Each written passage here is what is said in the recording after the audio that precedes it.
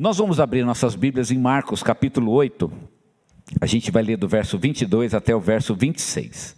Neste mês nós estamos falando um pouquinho sobre o tema Crescendo em Qualidade de Vida Interior. E a gente está falando um pouquinho mais sobre os temas do Celebrando a Recuperação. O Celebrando a Recuperação é um projeto que a nossa igreja tem, que funciona às quintas-feiras. O Celebrando a Recuperação, ele não é, como muita gente às vezes pode pensar, né? É coisa de gente doida. Irmão, Celebrando a Recuperação é para gente normal. Gente doida vai para o hospício, tá certo? Se você não tem nenhum problema, nenhuma ferida, você é plenamente saudável, amém por isso. Deus que continue te abençoando, tá certo? Eu pessoalmente tenho minhas dificuldades, meus problemas, e como a gente vai ver hoje, a vida está sempre nos ferindo. Então não é vergonha, pelo contrário, é normal que de vez em quando a gente tem alguma ferida mesmo. E eu quero falar um pouquinho hoje sobre essas feridas e sobre a cura de Deus em nossas vidas. E Deus tem vários métodos para nos curar. Alguém uma vez me perguntou, e eu senti uma certa maldade nessa pergunta, se Deus ele cura tudo. Deus cura tudo. E eu entendi que o sujeito era, né, como diz a molecada, ele era meio malaco, né? Ele era meio malandrão. Deus cura tudo, Ele pode curar todas as feridas. E eu entendi um pouco qual era o espírito da pergunta e respondi a ele o seguinte: olha, Deus cura tudo, só que Ele cura tudo do jeito que Ele quer curar. Não é assim, Ele vai curar tudo de um único jeito. Não. Deus ele tem muitas maneiras de curar muitas feridas. E a cura de Deus, ela chega às nossas vidas por vários caminhos diferentes.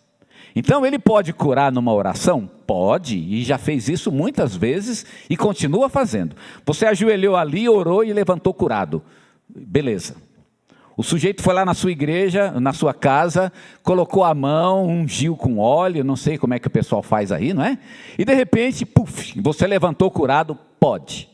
Mas Deus tem outros veículos, tão legítimos quanto esses, de cura. Por exemplo, Deus pode curar nos oferecendo uma família espiritual. Então você vem na igreja e você, né? Você se relaciona bem com seus irmãos, você se sente amado, e isso é um ambiente curador. Deus pode nos ajudar a melhorar a nossa alimentação, por exemplo, não é? Você percebe que o seu corpo é o templo do Espírito Santo, e aí você se alimenta bem, e isso pode trazer uma cura. Tudo isso são curas. Deus pode dar paz interior, e o equilíbrio interior nos leva também a um equilíbrio exterior, o equilíbrio do corpo. São muitas as maneiras pelas quais a bênção e a graça de Deus chegam à nossa vida, e somos curados por muitos caminhos diferentes. Todos eles têm uma mesma origem: Deus. Deus cura de fato todas as nossas feridas pelos caminhos que Ele mesmo tem previsto para curar as nossas vidas. Uma outra coisa que a gente tem que colocar em mente é que Deus ele não cura definitivamente todas as feridas. Porque a vida ela não é um negócio de você curou, está curado. Quem dera fosse assim, não é? Já pensou se você fosse no médico, ele desse o remédio e fala, toma esse aqui, que você está curado, você nunca mais vai no médico? Não existe isso. Todo mundo sabe que você vai no médico uma vez, e você vai no médico outra, e você vai no médico o resto da vida. Porque o negócio desanda aqui, desanda ali, sempre tem uma coisa dando errado, não é assim? Então não existe uma cura definitiva. E no nosso relacionamento com Deus, nós precisamos entender o que é uma cura definitiva e o que não é uma cura definitiva, para não cobrarmos de Deus uma cura que Ele não está disposto a nos dar. Algumas curas de Deus, elas não são definitivas.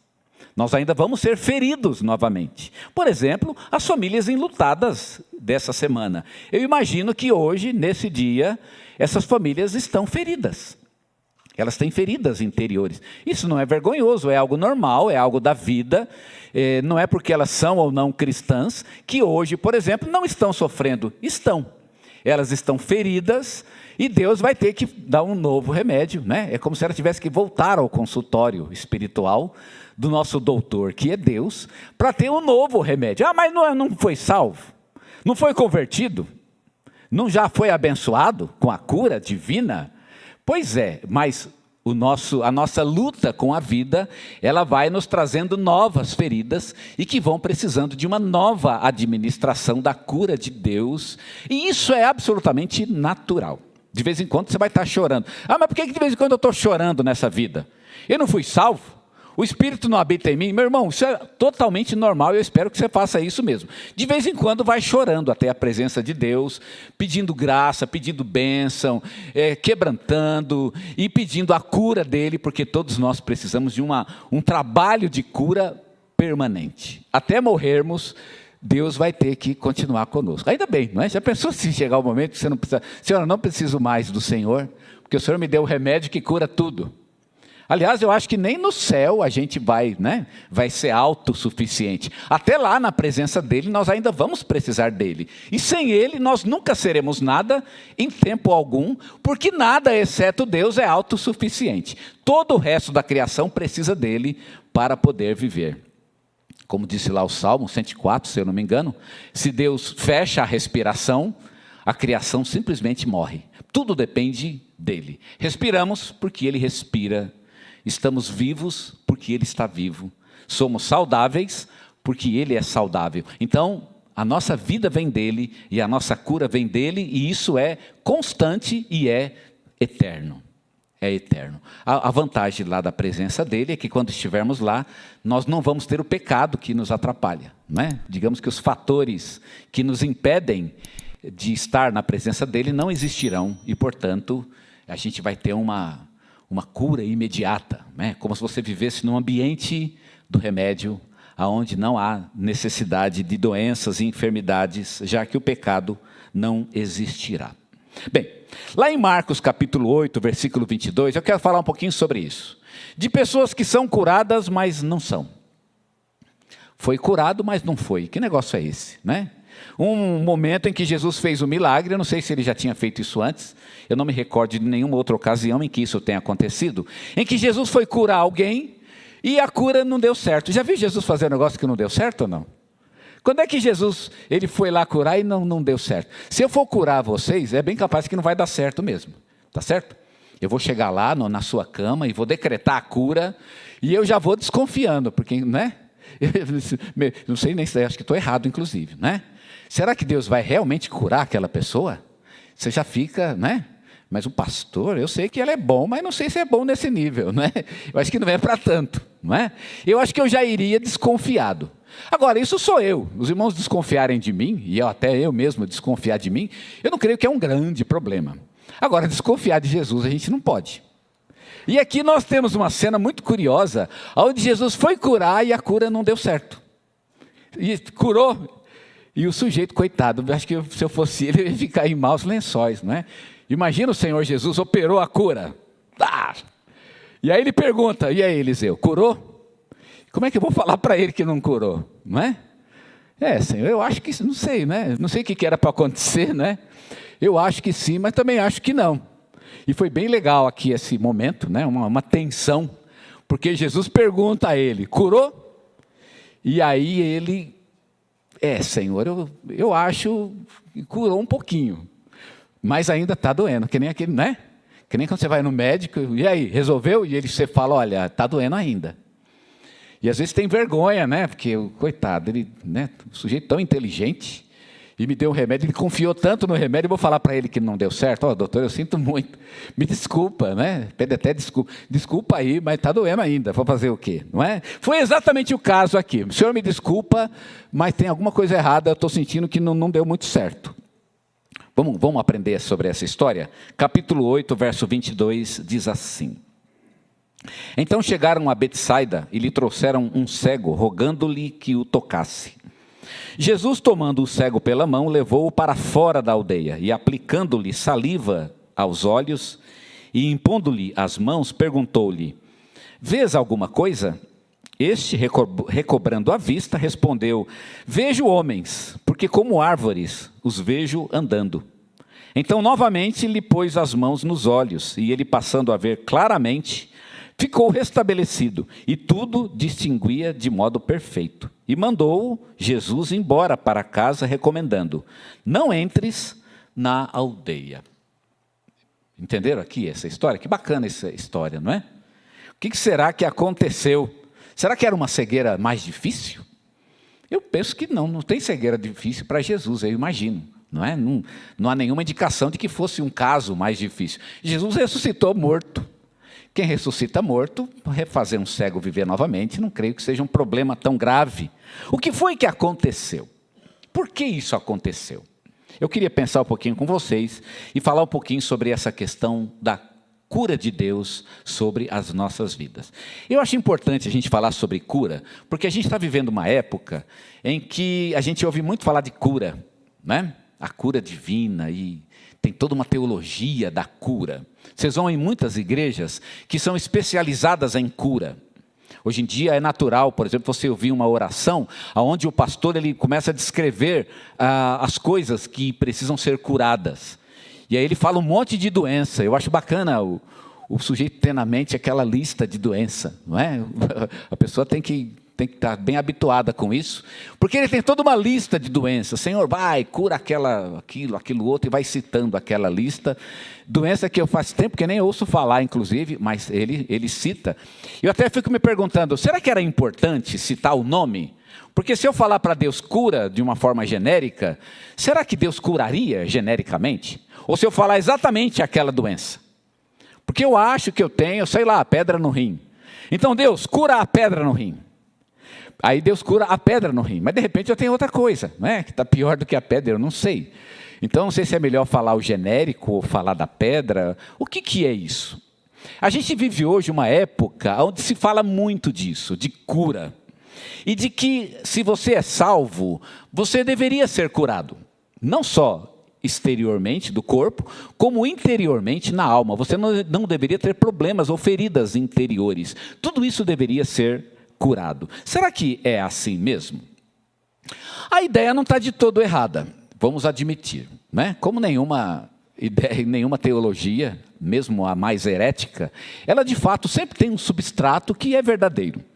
E nessa ideia tem um substrato, a gente pode dizer assim, se você tirar tirar os excessos, você vai encontrar ali uma nata de verdade.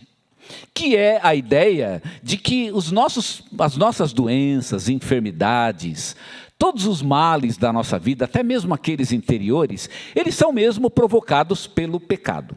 Paulo fala que a criação geme. A criação geme porque ela está sofrendo como nós estamos sofrendo. E o nosso sofrimento se deve especificamente ao pecado. Foi o pecado que trouxe um desequilíbrio à natureza, e o desequilíbrio à natureza trouxe também desequilíbrios na nossa vida interior e exterior, no nosso corpo, e por conta disso a gente vai ficando doente, e isso traz, todos os males que a gente está vendo aí na vida da gente. O fato é que tudo isso tem uma origem única, o pecado. E se eu falo que Deus ele perdoa o pecado e ele cura o pecado, então eu imagino que se Deus vai curar o pecado, ele vai curar também os efeitos do pecado. Porque o problema do pecado não é só o pecado que eu cometi. Claro que Deus perdoa os pecados que eu cometi, mas eu sou o fruto de toda uma rede de pecados. Imagina, por exemplo, que eu me converti a Cristo, mas eu tinha um pai, por exemplo, que bebia. E o meu pai pecou por beber, por ser um ébrio. E ele também judiou da família. E ele também pecou por ter judiado da família. Então vejam que agora, por exemplo, eu sou revoltado, porque tive esse histórico familiar. E agora o pecado do meu pai também me provocou todos esses males. Então quando vem a graça de Deus sobre a minha vida, para purificar e para limpar o meu pecado, a gente não pode pressupor que ela vai purificar apenas o meu pecado. Claro que o meu pecado precisa de purificação. Eu fiz coisas erradas que precisam da cura de Deus, precisam da terapia de Deus. Mas a minha vida ela não é apenas o fruto e o resultado do meu próprio pecado. Os meus problemas atuais, eles não são apenas o resultado dos meus pecados pessoais. Eles são resultado de toda uma rede de pecados. Pecados dos meus pais, da minha mãe, dos meus professores, dos meus irmãos de casa, dos amigos, da escola, da rua, de todo um conjunto de pessoas, de pastores que passaram pelas igrejas. A minha vida é o resultado disso tudo. E aí quando eu me pergunto, Deus ele veio e ele trouxe a cura para o pecado. A pergunta bacana, e nós deveríamos perguntar é, para qual pecado exatamente Deus trouxe a cura? Só para o meu? Como se Deus fosse dizer, eu vou purificar o teu pecado, mas essa rede de pecados, né, que levou você a ser o que você é hoje, isso tudo eu não vou mexer nisso não. Aí cada um vai ter que tratar do seu próprio pecado. Não. A verdade é que a purificação de Deus e a obra da graça de Deus em nós, ela nos ajuda e ela cura toda a rede de pecados na qual nós nos envolvemos. Seria difícil se Deus ele só limpasse o meu pecado pessoal e todos os outros, né, fossem, simplesmente Deus os deixasse e eles continuassem influenciando a minha vida. Não, a paz de Cristo é uma paz completa, ela é total. E para que ela seja completa na minha vida, Deus precisa fazer uma obra completa.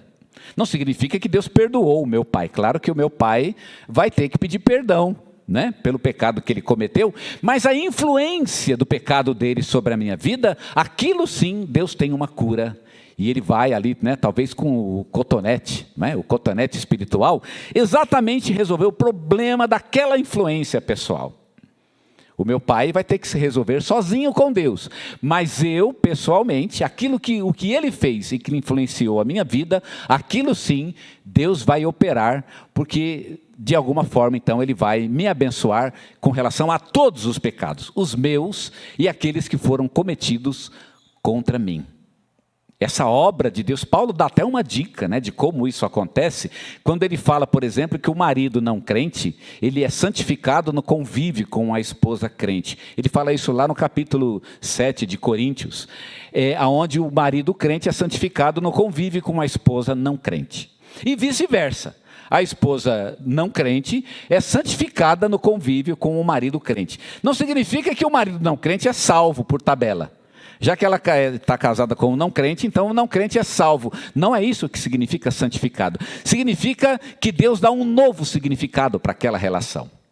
Quando a mulher aceitou a Jesus, e ela é agora uma cristã, e o seu marido não aceitou, Deus então santifica o marido no sentido de que agora ele trabalha para os propósitos de Deus. De várias maneiras. Por exemplo, agora ele é um veículo de Deus para abençoar uma filha querida de Deus. Ele não é cristão, mas Deus usa a vida dele, o papel de marido, ele sendo um bom marido, trazendo comida para casa, cuidando da família. Deus usa isso para abençoar, então, a filha que agora é a filha amada de Deus e que Deus quer proteger. Vejam, quando ele, mesmo não crente, se transforma num veículo dessa bênção, nesse sentido, então, ele é santificado, e a mesma coisa vale com relação à mulher em relação ao homem, e o homem em relação à mulher. Vejam, não é que Deus aqui salvou a esmo, não é por nada, sem Cristo, vamos dizer,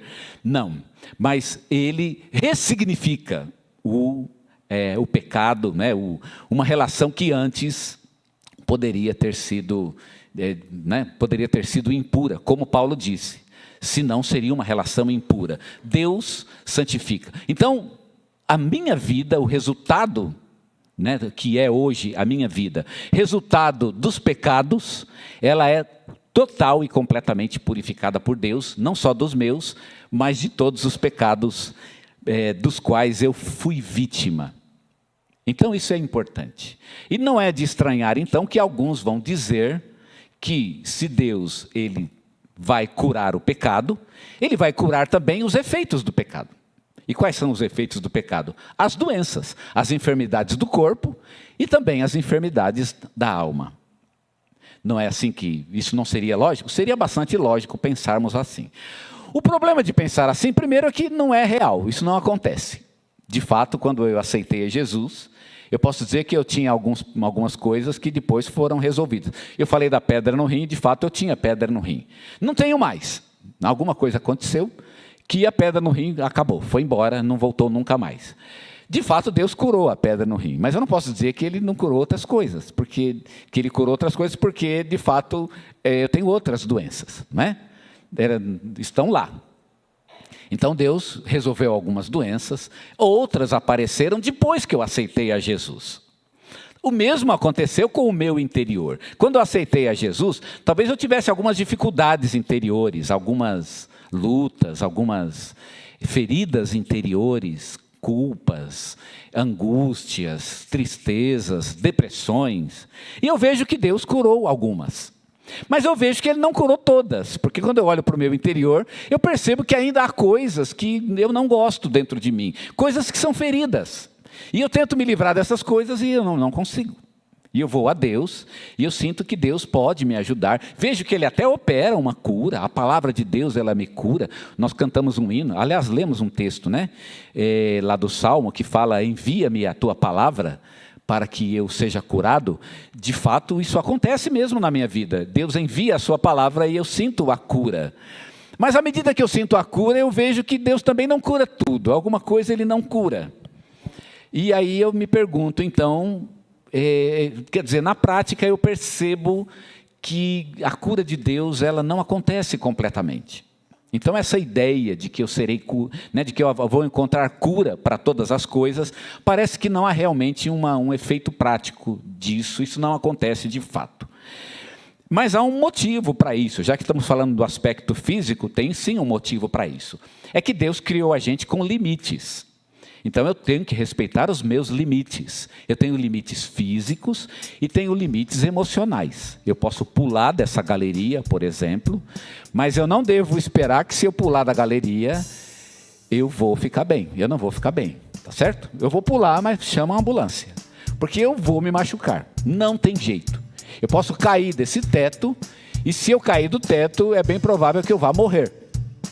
Não precisa nem chamar a ambulância, já chama o IML direto. Porque eu vou morrer. Eu não devo brincar com os limites de Deus. Não se brinca. Então Deus não criou uma criatura. Quando Ele fez o ser humano, aliás, quando Ele fez todas as coisas, Ele não fez aquilo para ser ilimitado. O poder ilimitado é dele. Então aquilo tem um certo limite. Ele pode ir até certo ponto e não se brinca com o limite. Eu posso passar a noite no frio, sem camisa. Fique lá, é divertido, muito bem. Mas não espere que de manhã você vai estar bem, você vai estar doente. Porque você não respeitou o limite de Deus. Então eu não fiquei doente, não é porque eu pequei. Digamos que fui obrigado a passar uma... Gente, eu passei a noite de camiseta e estava um frio danado, mas fui obrigado. Alguma coisa aconteceu que eu não tive escolha. Vou ficar doente. E não é porque eu pequei, é porque eu sou limitado. Simplesmente por isso. Isso vale para o exterior, mas vale também para o interior. Deus, Ele nos deu uma capacidade interior de aguentar o embate com a vida, mas essa capacidade é limitada. Eu não aguento tudo. Deus aguenta tudo. Você pode falar o que você quiser para Ele. Deus, Ele fica tranquilo, né? Acabou de falar ou não? Posso falar agora? Tipo assim, né? Deus, Ele aguenta tudo. Ele tem uma capacidade ilimitada de suportar qualquer pressão emocional. Ele vê o mundo desabando, né? A Segunda Guerra Mundial, 60 milhões de pessoas morrem e Deus está tranquilo. Morreu. Mas não é que Deus é ruim, é que Ele é perfeito. É porque Ele é autossuficiente. Nada o abala. Deus podia ficar deprimido, né? Eu criei o homem, olha o que fizeram, né? Ele podia, de repente, desabar. Eu desabaria. Se eu pensasse que a guerra, por exemplo, é culpa minha, eu teria desabado. Deus não desaba, Ele aguenta tudo. Mas nós fomos criados com limites, e os nossos limites são tão pequenos, não é verdade? Alguns têm os limites tão pequenos. Você falou meia dúzia de palavras, pronto. Falou o cabelo, não pode nem falar do cabelo. Pronto, já é uma chorando. Ah, não sei o que, tá, chega para o homem, você não arrumou emprego. Pronto. Só de falar que ele não arrumou emprego, ele já é uma semana deitado na cama. Aí que não arruma mesmo, não é? Irmãos, a gente é assim, a gente tem um limite. Você não pode falar qualquer coisa. Você não pode sofrer qualquer pressão. O filho doente, pronto, já está, né? Ai, meu Deus, o coração já não aguenta. É assim mesmo. Deus deu um limite para cada um de nós, e a lição que a gente deve aprender é: não brinquem com o limite. Não brinquem com isso. Porque o limite é claro. Alguns são mais frágeis, outros são mais fortes, mas o limite é absolutamente claro. Não se brinca com isso. Qual é o seu limite? Você tem que saber. É por isso, por exemplo, que Deus ele era muito claro com relação à lei do sábado. Não brinque com o limite. Trabalhou no sábado, você morre. E sabe por que morria? A primeira morte que houve, né, no regime da lei de Moisés. A lei acabou de ser dada, né? O Moisés acabou de escrever a lei, e aí implantou a lei. Naquela semana teve o primeiro crime que foi decretado pela lei de Moisés, que foi um cara que trabalhou no sábado. Foi engraçado a cena, porque chegaram para Moisés e falaram, e foi literalmente assim mesmo, que depois leiam o texto lá. Moisés, o sujeito foi pego trabalhando no sábado. E Moisés pergunta, o que está escrito na lei? A lei fala que quem trabalha no sábado morre, mas isso deve ser brincadeira, né? Não vamos matar, porque o coitado trabalhou no sábado, e a lei foi colocada essa semana, o sujeito ainda não se adaptou, tipo assim, tem um período de carência. E Moisés fala, se a lei fala para matar, mata o cara. Mas é sério isso? Sério? E aí foram lá e mataram. A primeira morte no regime da lei de Moisés foi porque o sujeito trabalhou num sábado. A lei do sábado, ela tinha um sentido, ela tinha uma ideia. A ideia de Deus é de que você não deve brincar com o limite. Você precisa descansar. Não se brinca com isso. Não brinquem. Se vocês não descansarem, vocês vão morrer. Ou vão morrer de trabalhar, ou vão morrer de pedrada. Mas de qualquer jeito, vocês vão morrer. Não brinquem com o limite de vocês. Vocês precisam de descanso. Não é por outro motivo que o escritor aos Hebreus, ele fez da ideia do descanso o principal tema da sua teologia, não é? Quando ele compara a salvação a um descanso, e é muito bonita a ideia de que nós somos convidados para um descanso, porque nós precisamos desse descanso. Todos nós precisamos, porque temos um limite. Precisamos de um descanso para o corpo e precisamos de um descanso para a alma. Então seria natural pensar, se Deus nos cura o nosso pecado, então Ele vai curar os efeitos do pecado, nós não vamos ficar doentes. Nem isso acontece, e nem isso é normal, porque Deus criou a gente com limites.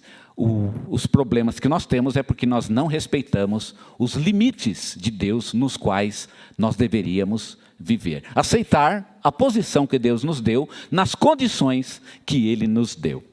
Muito bem, quando fazemos isso, nós somos feridos e aí precisamos de cura. Que agora já não é mais um problema do pecado, é uma questão de respeitar os limites que Deus nos deu. Precisamos de cura. Mesmo salvos por Jesus, ainda precisamos de uma cura permanente, porque estamos sempre lutando contra as coisas que nos provocam dores, enfermidades. Então nós vamos sempre ter que voltar a Deus. Eu gostaria de chegar um momento da minha vida que eu encontrasse um oásis espiritual e que eu nunca mais precisasse sofrer. Meu irmão, você quer ir para o céu? Então, uma vez eu brinquei com uma pessoa, sobre um sonho, que eu era molecão ainda, pastor molecão, e eu tinha um sonho, eu queria uma igreja, comprar um sítio, e criar uma espécie de uma comunidade. Não que os irmãos morem lá, mas que vão de fim de semana, no sábado, e cada um constrói seu quartinho, e põe piscina, põe quadra, e deixa o pessoal lá, vai sábado de manhã e só volta do segunda. Segunda vai direto para o trabalho. Aí cada um constrói sua casinha lá e faz um bosque e tal, caminhada, e passa o dia. Aí o cara virou para mim e falou, rapaz, você quer ir para o céu, você não percebeu, você quer ir para o céu. É verdade, isso já existe na verdade, é o céu. Irmãos, essa ideia de que nós devemos viver uma vida em paz, isso é porque a gente quer ir para o céu. Não chegou o momento ainda, nós sempre vamos ter dificuldades, lutas, e sempre vamos precisar de Deus enquanto estamos neste mundo. A gente tem que relaxar com relação a isso. Eu não sei se a idade fez isso, mas eu sou muito tranquilo com relação à ideia de sofrer. Não tem problema, eu não peço a Deus que pare com o meu sofrimento. Isso não deveria ser um problema para nós. Porque se o sofrimento for um problema, então você está com um problema mesmo, porque você sempre vai sofrer. Sofrer ou não sofrer não deveria ser um ponto de honra da nossa relação com Deus, porque a gente sempre vai sofrer mesmo. Quando não for por esse motivo, vai ser por outro. Eu posso até dizer, Deus, tira esse sofrimento, mas Ele vai tirar esse, mas vai chegar outro. Aí você vai pedir para Ele tirar o outro, Às vezes é melhor esse, que pelo menos esse, é que nem carro velho, Pelo menos você sabe os problemas que ele tem. Pelo menos esses problemas eu sei quais são os problemas que eu tenho. E dá para aguentar. Porque na verdade a gente sempre vai ter problema. Sempre vai ter algo que vai fazer a gente sofrer, e a gente sempre vai ter que estar diante de Deus, clamando por misericórdia, né? Clamando graça, e quebrantando, e chorando. Irmãos, é assim mesmo. Eu queria que fosse diferente, mas eu já perdi a esperança de que vai ser diferente, de que eu vou encontrar um oásis. Eu não sei se vocês já leram aquele livro O Peregrino. O Peregrino tem uma cena bem bacana, onde ele tem que subir, ele tem um pergaminho na mão que ele precisa entregar na porta do céu. E quando ele recebe o pergaminho, é dito a ele que ele não deve perder esse pergaminho. Porque quando ele chegar no céu, vão cobrar. E se ele não tiver o pergaminho, ele não entra. E aí ele anda com esse pergaminho o livro inteiro. E aí ele tem muitas dificuldades. Mas um livro, um clássico, né, de John Bunyan, um livro muito bacana, que todo cristão deveria ler. Foi o segundo livro mais lido da história, depois da Bíblia. O fato é que aí eles tinham que subir uma montanha, e o anjo falou para ele: olha, você não deve dormir. Você só pode dormir depois que você terminar essa subida. Nesse período de subida, você não durma. E aí ele, tá bom. E ele começou a subir, e passou o dia inteiro subindo, e chegou à noite, ele continuou subindo, mas chegou no meio da noite, ele estava no meio da montanha ainda. E ele estava muito cansado, mas muito cansado, ele estava esgotado. E aí, de repente, ele, por muita canseira, ele pensou: mas não vai ter problema se eu der um cochilo rapidinho. E no meio da montanha, ele dorme. E aí ele acordou de manhã, e quando ele dormia de manhã, enquanto ele se mexia na montanha, aquele pergaminho caiu da sua bolsa. E o pergaminho foi montanha abaixo, e foi lá para baixo. E ele continuou, subiu a montanha, e foi andando, e andou um dia, 2. E uma hora entrou, colocou a mão na bolsa, e cadê o pergaminho? E aí ele não achava mais o pergaminho. E não adiantava ele continuar a jornada sem aquele pergaminho. E ele começou a voltar. Onde foi que eu perdi? E ele começa a se perguntar onde foi, e ele tenta refazer os últimos dias, e de repente ele se lembra: eu dormi na encosta da montanha, aonde eu não deveria ter dormido. E ele voltou para a encosta, olhou o lugar onde ele estava, e não estava lá. Ele imaginou, talvez ele tenha caído pela montanha, e ele foi descendo, e quando chega no sopé da montanha, ali estava o documento que ele procurava. Não existe na vida cristã um momento que você pode dormir. Uma coisa que a Bíblia fala é que você tem que vigiar, ficar acordado. Sempre é luta. Quando Paulo escreve aos Colossenses, ele fala: irmãos, eu quero que vocês saibam quão grande luta eu tenho. Uma luta em oração. E quando Paulo fala luta, significa que ele está difícil. Irmãos, eu estou chorando, eu estou em agonia, estou em pressão na presença de Deus. O negócio não está fácil, né? É uma luta, irmãos, a vida é uma luta. A dica que eu dou para vocês, né, é que vocês orem a Deus e busquem a Deus, para que vocês invertam aí as lutas, né? Que você deixe de lutar por si e lute pelo Evangelho. Não tem problema chorar, eu falo isso para Deus: Senhor, não tem problema chorar, mas que seja chorar por Ti. Eu não tenho problema de ficar deprimido, mas eu quero ficar deprimido pelo Senhor, porque eu fiz as escolhas que agradam o Senhor. É isso que eu quero ficar deprimido, não por meu egoísmo. Tem gente que fica deprimido porque não pode, não pode arrumar o carro, não pode comprar uma TV maior, não é? Não pode comer, não pode comer carne, né? Sei lá se carne faz tão bem assim, não é? Não pode comer carne e fica deprimido. Já viu isso ou não? Não, Senhor, nada disso. Eu quero ficar deprimido pelo Senhor. Que seja pelas escolhas que eu fiz de seguir o Senhor, a luta de seguir o Senhor. Se alguma coisa vai me fazer sofrer, que seja por andar contigo. É a luta de Deus na minha vida, é essa que eu quero. Porque vamos falar sério, as muitas lágrimas que nós derramamos é por causa do nosso egoísmo, não é verdade?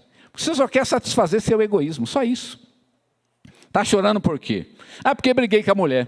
Brigou por quê? Porque furou o ovo. Meu irmão, pelo amor de Deus, a mulher furou o ovo. É isso que você... É sério isso? Você está falando sério? É por causa disso? Não, que seja realmente porque eu estou buscando a Deus, porque estou fazendo escolhas de Deus. Eu quero chorar por isso. Aí sim, eu choro à vontade. Aí eu acho que até vale a pena, não é?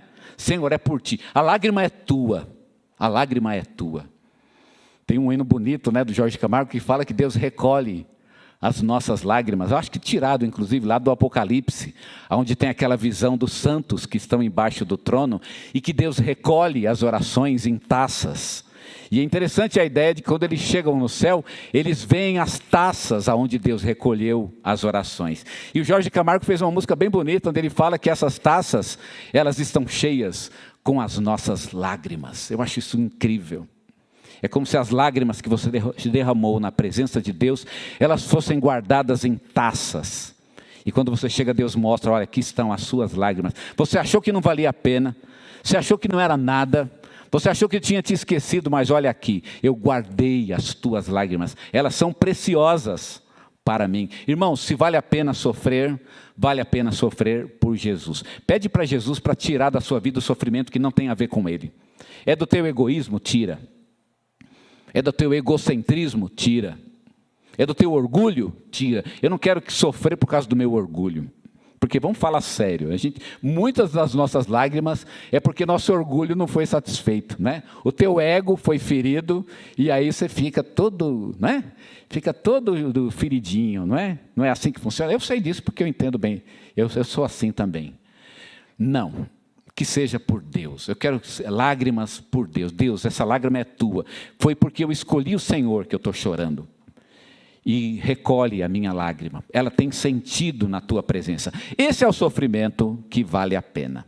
Bem, pensando nisso, vamos falar sobre esse cego agora. Por que Jesus não curou esse cego? Primeira coisa que eu devo dizer é que Jesus poderia ter curado ele instantaneamente. Eu acho que nem preciso falar disso, né? Claro que Jesus tinha poder e não tinha nenhum problema. E se ele não curou é porque ele não quis curar naquele momento. Ele quis fazer a cura em 2 etapas, tá certo? Ficou um negócio aqui de meia cura. Parecendo coisa de mineiro, né? Meia cura, tá certo? Mas Jesus, ele sabia o que ele estava fazendo. Que nem o fabricante de queijo, que tem a cura inteira e tem a meia cura. E se ele faz a meia cura, ela tem um sentido, tá certo? Foi isso que Jesus fez. Ele fez uma meia cura porque ele sabia o que ele estava fazendo. O que a gente tem que perguntar é qual é a ideia de Jesus. Por que ele fez isso? O que Jesus estava fazendo é transmitindo uma mensagem para os seus discípulos. E que mensagem era essa? É que os discípulos de Jesus, eles eram meio curados, eles não estavam curados completamente. Eu não vou contar a história toda aqui, por falta de tempo, mas os acontecimentos recentes haviam mostrado que os discípulos ainda não estavam muito, né? Eles entendiam as coisas de Deus, eles tinham um certo discernimento espiritual, mas não tinha muito, parece que faltava algo, eles estavam meio cegos. E Jesus, ele curou esse cego exatamente para dar esta lição para os discípulos, de que eles precisavam ser completamente curados nesse sentido por Jesus. Faltava a eles, portanto, o entendimento espiritual. Aquele cego era uma imagem dos próprios discípulos. E aí Jesus, ele cura este cego. Ele coloca saliva nos olhos do cego e aí ele pergunta para o cego: você está vendo? E o cego responde: eu estou vendo. Até então ele não via nada. Mas ele fala: eu estou vendo, mas eu estou vendo homens como árvores. Eu imagino que a visão dele deve ter ficado meio turva, né? Então ele via talvez sombras. E ele via as coisas se movendo, mas ele não tinha uma visão perfeita.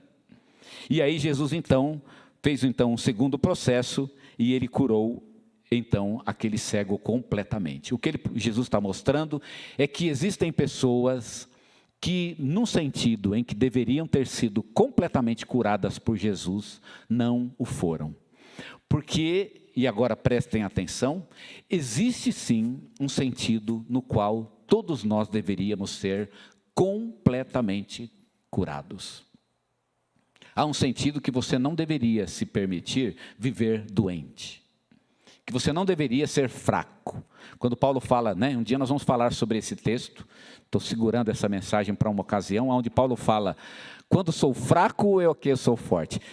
É claro que Paulo não está falando de qualquer tipo de fraqueza. Paulo não era fraco, por exemplo, no conhecimento bíblico. Todo mundo sabe disso, né?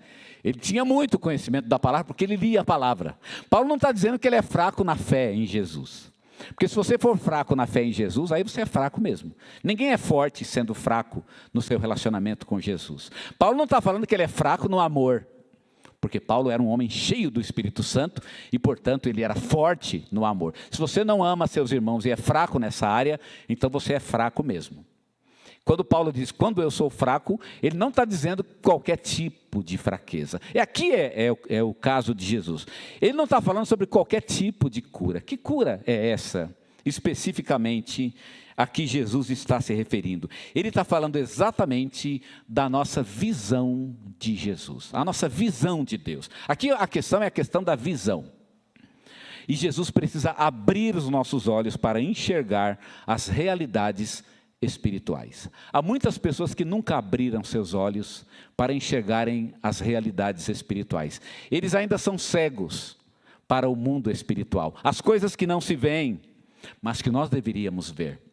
Eles vivem de acordo com o mundo, porque não conseguem ver o reino de Deus. Essas pessoas foram curadas por Deus.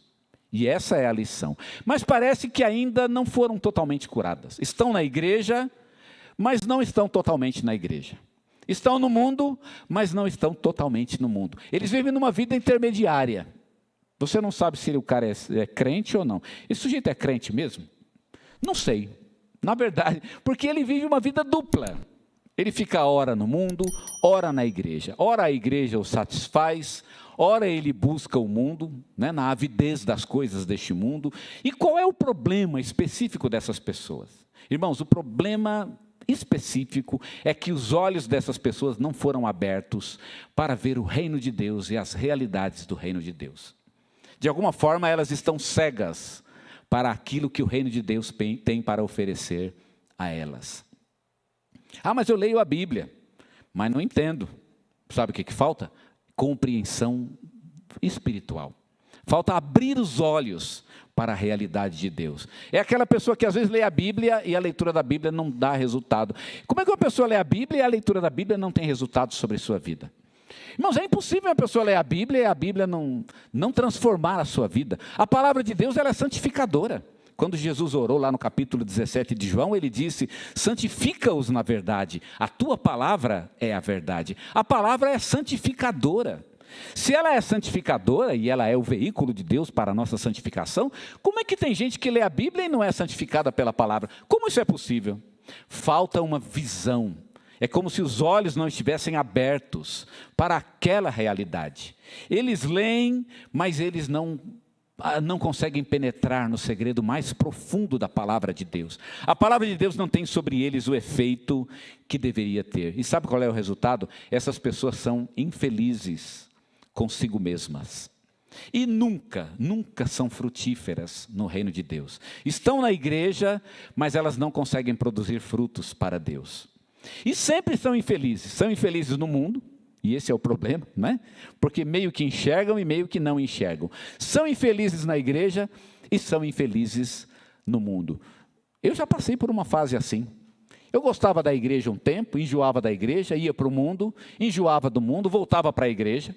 Geralmente ia num congresso. Eu era caçador de congresso, né? Aí, o congresso, eu já ia lá. E ficava esperando lá o palestrante chamar o jovem para ir para frente, lá ia eu. Aquilo era muito bonito. Mas sabe qual era o problema? O problema é que eu era infeliz, tanto no mundo quanto na igreja. A igreja me satisfazia um tempo, ia para o mundo. O mundo me satisfazia um tempo, de repente começava a sentir saudade de Deus. Ah, mas era tão bom, né? Quando estava com Deus. E aí eu orava e tinha comunhão, né? Eu lembro que, puxa. Aí daquela saudade, volta para a igreja. Já viu gente assim ou não? Vocês conhecem alguém? Não tem gente assim? Pois é, essas pessoas são infelizes. Não estão nem felizes com Deus e nem felizes no mundo. E elas vivem esse estágio intermediário. O que falta a essas pessoas? Falta duas coisas. Primeiro, uma compreensão clara dos princípios da palavra de Deus.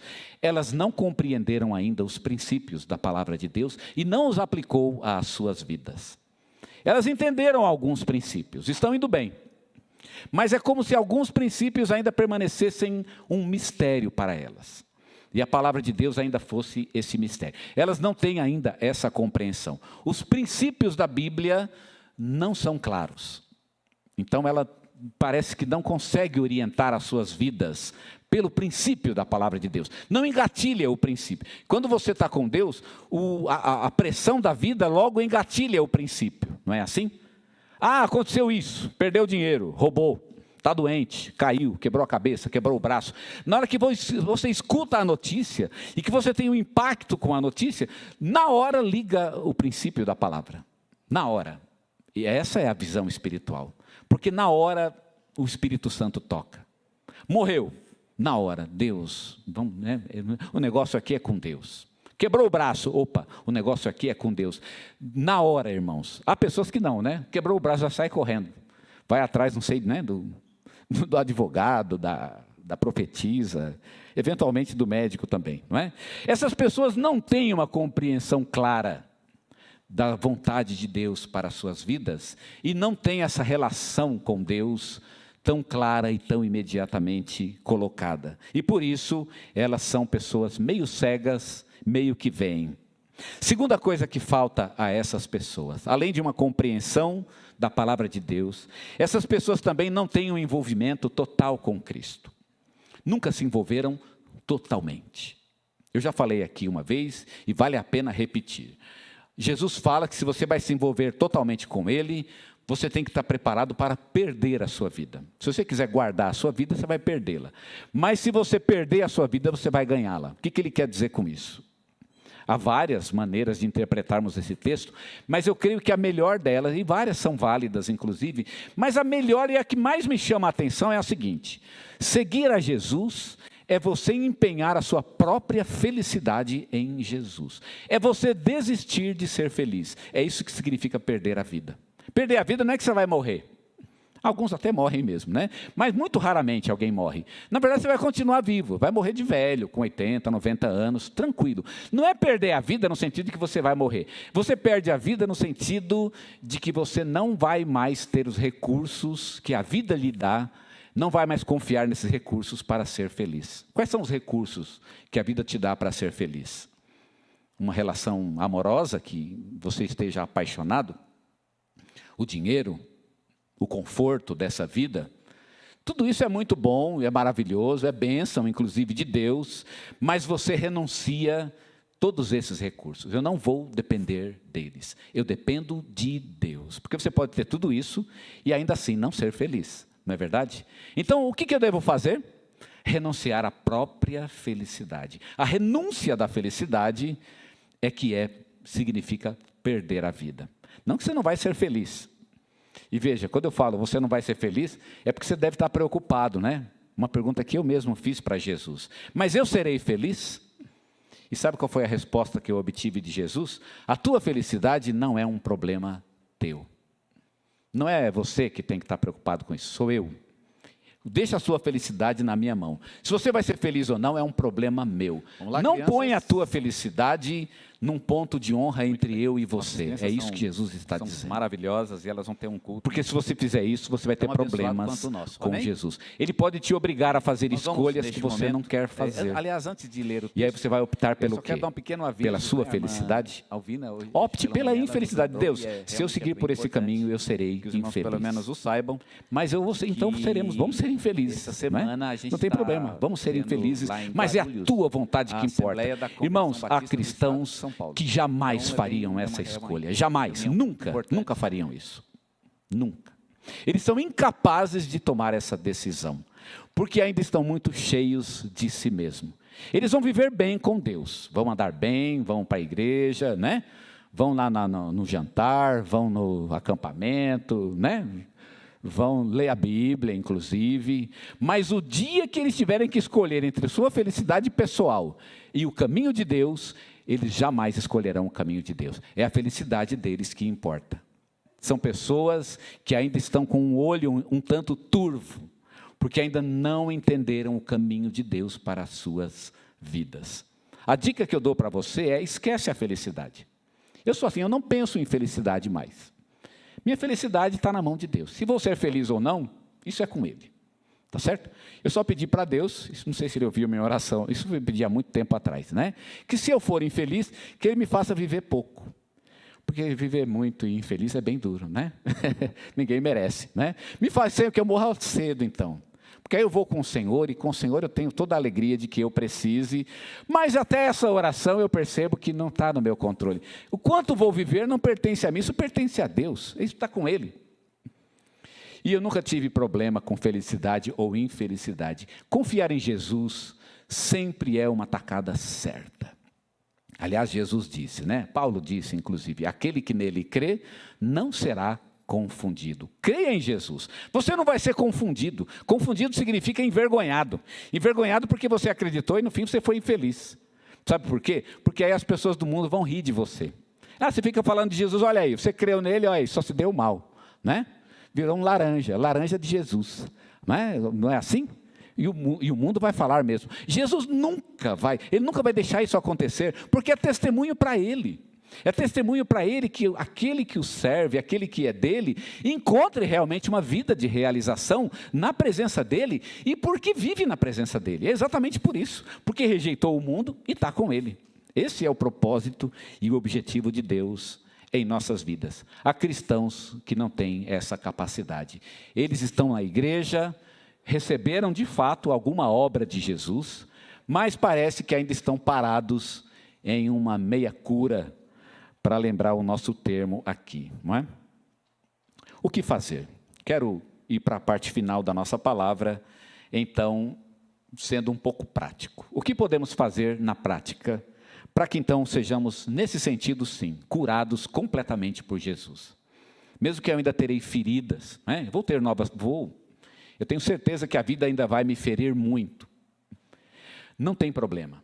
Não são essas feridas, não me importam. Mas há uma ferida que eu não posso admitir no meu coração. A ferida de não ter um relacionamento verdadeiro com Jesus. Essa ferida eu não posso viver. Essa tem que ser totalmente curada. A minha comunhão com Jesus, a minha compreensão dos princípios que regem a minha vida, isso precisa estar perfeitamente assentado na minha vida, inclusive para que eu possa enfrentar as feridas que a vida há de colocar diante de mim. Como curar? Primeira coisa, primeira dica, não declare prematuramente a cura.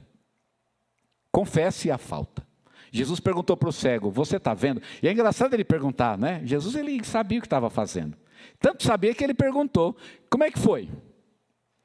E eu achei bacana que o cego respondeu, Senhor, está exatamente assim. Então diga a Jesus exatamente o que é.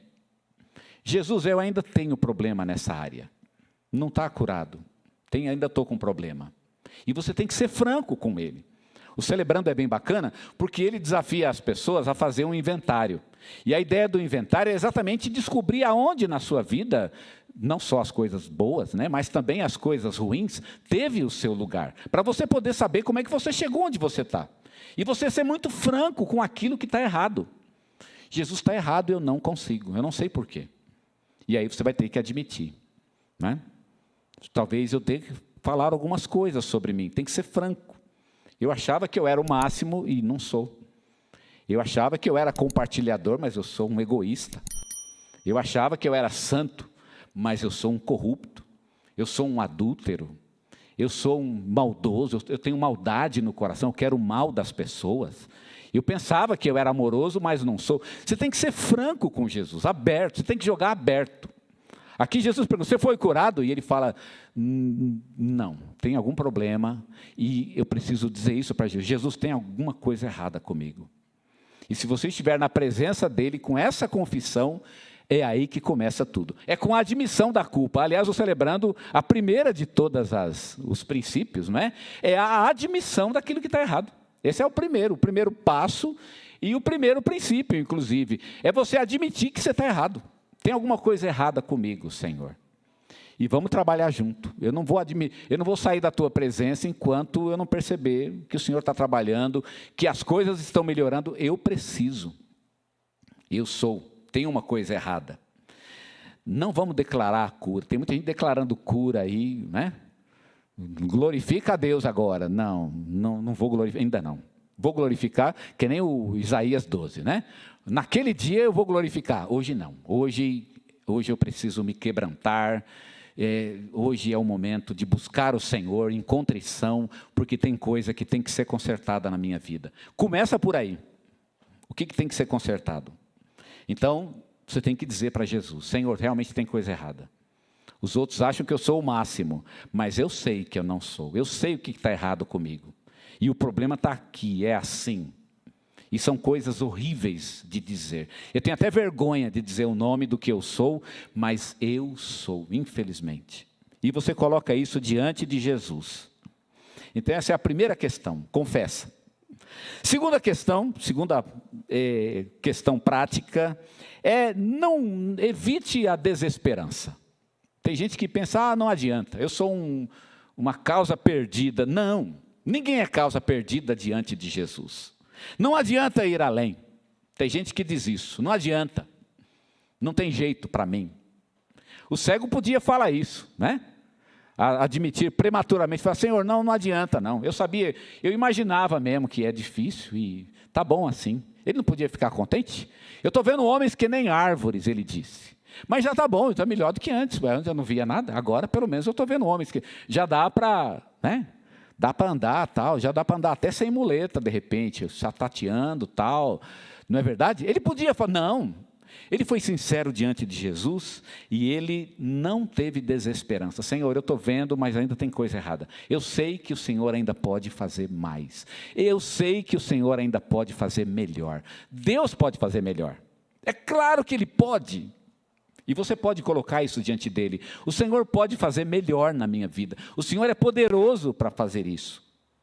Então você se coloca diante de Deus sem desesperança. Tenha esperança em Deus. Deus, eu sei que o Senhor pode e creio que o Senhor há de fazer. Espere nele. E ainda bem que esse homem esperou. Tem muita gente dizendo, isso não é para mim. Essa cura não é para mim. Como não é para você, meu irmão? Você é um filho de Deus, um filho amado, né? Para usar aqui o termo que o celebrando gosta. Um filho amado é para você sim. É para filhos amados de Deus. A terceira dica que eu dou. Seja absolutamente sincero com Deus e consigo mesmo. O que você está vendo? Pergunta Jesus. E ele responde, eu estou vendo isso. A minha visão é turva. Eu não consigo ver as realidades espirituais. Seja sincero com Deus. E seja sincero consigo mesmo. Ninguém está olhando, você não está diante de ninguém. Você está diante de Deus, do teu Criador, do teu Pai, aquele que te ama. E você pode falar com Deus de uma forma muito sincera. Deus, é assim que está acontecendo na minha vida. É desse jeito. E aí você coloca diante de Deus a tua falta, a tua dificuldade, e você seja absolutamente sincero. Pode ser, não sei, e é bacana você pensar que não é nem uma questão se Deus vai curar ou não, que vai, mas de que você vai ser sincero com Ele, pelo menos uma vez. Diga o que é, diga o nome do problema. Senhor, o problema é esse, eu sou isso. É uma coisa que eu odeio e é o que eu sou. É uma coisa que eu repugno e é o que eu sou. Eu dá vontade de vomitar só de pensar, mas é exatamente isso o que eu sou. E aí você pode dizer a Deus coisas que é muito duras para Deus ouvir. Coisas, e eu já disse coisas assim para Deus. Coisas do tipo, eu não amo o Senhor.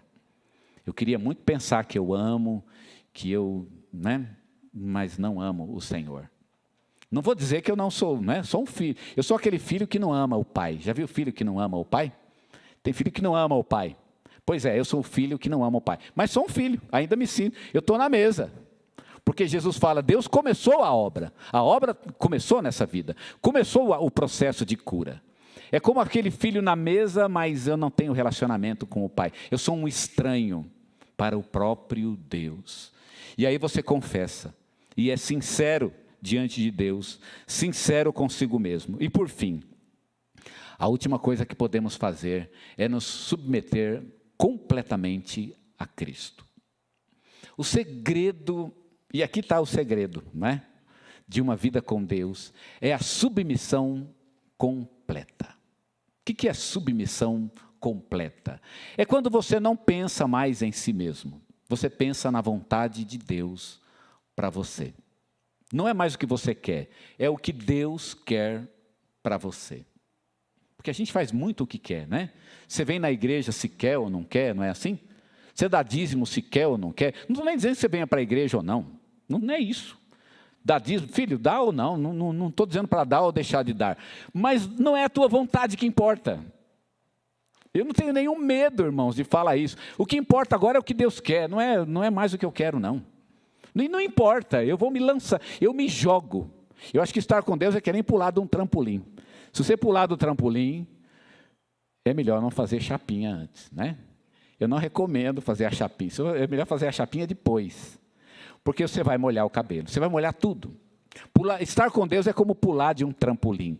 Você vai se molhar completamente. Não tem como você ter uma relação com Deus e você sair inteiro disso. Você não vai sair inteiro dessa relação. Eu acho que muita gente tem medo de uma relação com Cristo por isso. Porque eles têm ideia do custo, que vai representar o custo emocional, o custo sentimental, né? O custo para a sua própria felicidade. As pessoas têm medo, e eu dou razão a elas. Eu quase que falo, filho, é para ter medo mesmo. Se você tem medo, aliás, eu recomendo, se você tem medo, nem vem, porque o negócio é tenso, né? É tenso. Você vai ganhar tudo, ou você vai perder tudo. Mas Deus, Ele só trabalha na base do tudo. Só trabalha na base do tudo. Ou você entrega tudo, ou você não entrega nada. E é isso que Jesus está tentando mostrar aqui. Deus não pode fazer uma obra pela metade em nossas vidas. Ele há de fazer uma obra completa, mas para isso eu tenho que entregar a minha vida completamente. E eu só vejo um jeito de fazer isso. É você não colocar a felicidade como um ponto de honra. Você vai ser feliz? Claro, meu irmão, é impossível você estar com... Deus, a alegria, só para lembrar, eu já falei isso várias vezes, né? Mas eu preciso lembrar, os frutos do Espírito Santo, na verdade, o fruto, né? Paulo fala, o fruto do Espírito é o amor. Tá certo? Isso todo mundo sabe. O fruto é o amor. Mas o amor, ele traz atrás de si algumas outras consequências. A primeira de todas, a primeira. E Paulo é um judeu, e para um judeu fazer uma lista é algo muito sério. Quando o judeu faz a lista, sempre o mais importante está em primeiro lugar. A primeira é a alegria. A primeira. Porque é o que todo mundo quer. É fácil? Não. Mas esse é o resultado de uma vida com Deus. Se você quiser tentar o mundo, ele está lá fora, não é? Pode ir, vai lá, não é? Se der certo, me avisa, tá certo? Seria estranho para mim se desse certo, porque eu já tentei e já descobri que não dá certo. Mas Jesus tem realmente algo incrível e maravilhoso para fazer em nossas vidas. Alegria real. Ele tem isso para fazer em nós. Mas eu preciso me submeter completamente a Ele. Não é do meu jeito. Você se coloca todos os dias diante dEle e você lembra a Ele de que você é dEle e naquele dia você não vai fazer nada que desagrade a Ele, porque é Ele. Tudo é dEle, tudo é por Ele e tudo é para Ele, e isso basta na sua vida. Sugiro até que você se ajoelhe, não é? Se renda, dobre o pescoço para baixo. É a ideia da dura cerviz, não é? A dura cerviz que a gente encontra na Bíblia, a cerviz é a região cervical aqui no alto da coluna vertebral, e a dura cerviz é aquele que não abaixa a cabeça. E tem a cabeça em pé assim, o cara não, né? Porque a cerviz está dura. E a dura cerviz, ela é um pecado na Bíblia. Você tem que ter a cerviz molinha, que é para você baixar a cabeça e reconhecer que Deus é tudo. É a única forma de você encontrar alguma alegria neste mundo, de viver uma vida plena, de fato, neste mundo. Submeter-se a Cristo completamente. Vamos orar neste momento? Eu quero que você pense naquilo que você ouviu, naquilo que você está buscando. Você quer o que todo mundo quer, você quer ser feliz. Eu também quero ser feliz. Eu não consigo imaginar uma vida onde eu não serei feliz. Mas sabe qual foi o meu segredo? Desistir disso. Eu não preciso de uma vida na qual eu serei feliz. Porque a minha felicidade não está na minha vida. A minha felicidade é Deus. Eu preciso me render a Ele, deixar que Ele vai cuidar da minha felicidade. Minha felicidade é um problema de Deus e não meu. É um problema de Deus. Deus vai cuidar disso. Mas você tem que se render. Você tem que abrir o coração e deixar que Deus vai agir. Você é dele, foi feito para Ele. O sentido da sua vida está na presença dEle. Deus tem cura, sim, sobre as nossas vidas. E sabe, em muitos sentidos, é a cura da tristeza, é a cura da depressão, é a cura da ansiedade, é a cura das nossas mágoas, é a cura das culpas, cura para um passado difícil que nós tivemos. Deus tem cura, está na mão dEle a cura, está na mão dEle, e Ele quer nos dar a cura. Mas eu preciso me render a Ele. Estar com Jesus é como aceitar uma cirurgia. Você vai ser anestesiado, você não vai dizer para o médico o que ele deve fazer. Ele vai cortar aonde quer, e você simplesmente se rende. Se ele errar, e se ele cortar no lugar errado, e se ele fizer o que não deve, e se eu me perder naquela mesa, se tiver um problema, perder a vida, ou perder a qualidade de vida, meu irmão, é assim a relação com Deus. Você tem que se perder nele. A tua esperança é Ele. E é Ele contra as esperanças do mundo. Você tem que escolher. Você quer o quê? Você quer o mundo ou você quer Deus? Você quer a cura de Deus ou você quer a cura do mundo? O mundo promete muita cura. Liga a televisão e você vai ver um monte de gente. Gente que parece muito feliz. Gente que parece que foi curada de todos os seus males. Estão sorrindo. Você acredita nisso? Então tenta. Eu não acredito. Eu sou esperto o suficiente para saber que tudo isso é mentira. Já tentei e já fui frustrado pelo mundo. Não quero mais. Agora eu quero Deus. Viver uma relação profunda com Ele. Estar com Ele. E receber dEle a cura de que necessito para os meus problemas interiores e também exteriores. Na medida em que Ele me curar. Para enfrentar os problemas, as lutas. Deus pode fazer isso por nós. Ele pode abrir nossos olhos e nos dar um entendimento das coisas dEle. Entendimento espiritual. Para sermos plenamente felizes e curados com Ele. Deus, cura-nos, Senhor. Cura nosso coração. Cura-nos da cegueira, Senhor. De muitas vezes não enxergar as realidades de Deus. De agir por nosso próprio egoísmo, nossa vontade. Cura-nos. O nosso coração está doente e precisa do Senhor.